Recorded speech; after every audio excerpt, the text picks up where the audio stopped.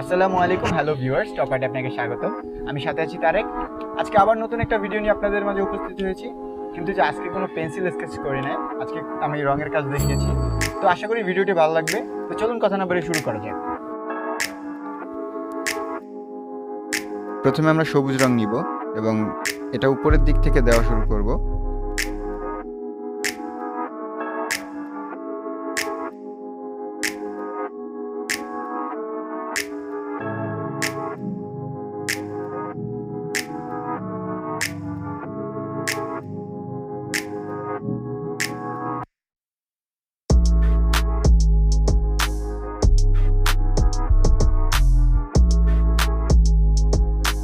এবার আমরা নিচে একেবারে হালকা করে সবুজ রংটা দিয়ে দিব, বেশি গাঢ় করব না, ডিপ করব, হালকা। আপনারা দেখতে পাচ্ছেন আমি কিভাবে দিতেছি।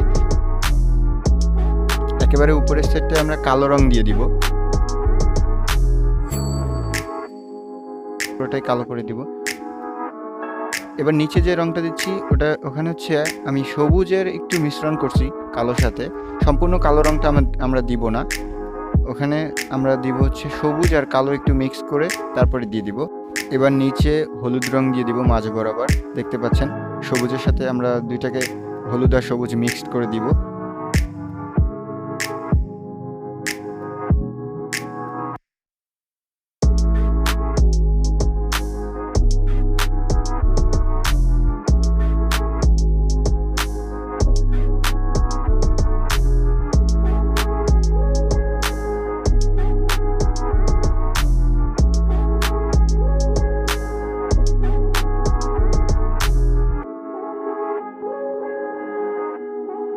এবার আমরা সাদা রং দিয়ে একটা চাঁদ এঁকে দিব।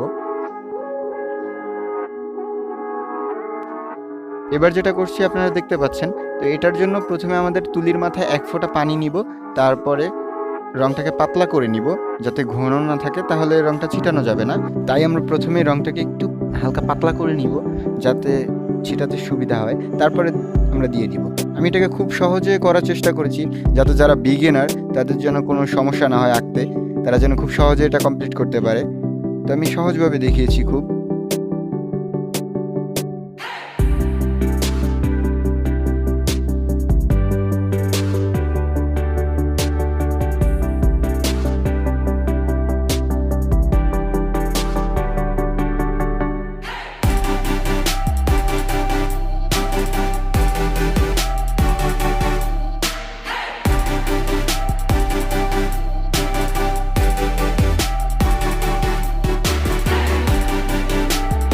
এবার আমরা একটা গাছ এঁকে দিব।